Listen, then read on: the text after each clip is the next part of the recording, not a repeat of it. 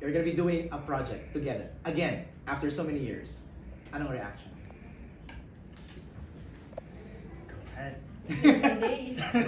Go! Ako, nung nalaman ko yung project, sabi ko, yes agad. Ha? Oh, Serious? Yes agad? Kasi, ang tagal na rin kasi nung agwat, nung panahon na nag-work kami before. Before kasi mga teenager pa kami. Right. Ngayon, I can say na siguro medyo nag-mature na rin kami. We've grown. Yeah. Lumaki na kami literal. You're now young adults. Adults, we're not even young. Yun, parang ang exciting lang na, di ba? Nagkanya-kanya kaming journey. Then parang ngayon biglang magpapalikan kami sa pelikula. Right.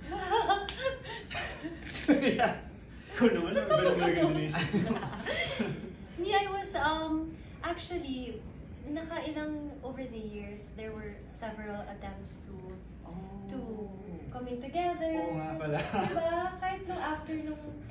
Pagkatapos ng pandemic. Yeah. After pa ba yan?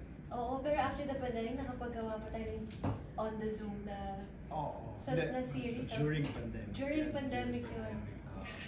But so it was several attempts, and then at some point, you know, when a good material comes along and a great team, and then of course being reunited with Josh was, you know, such an exciting idea. Right.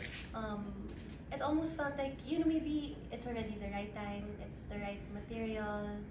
We're both in a good place in our life, and I'm happy na magtatrabaho tayo ulit. Yes! Actually, nakatitig lang akong ganyan, no? Kasi nga, I can't believe na this is it. Thank you. Magkakatrabaho na kayo ulit. Kami din. I Yeah, know! Okay, tawagin natin ang mga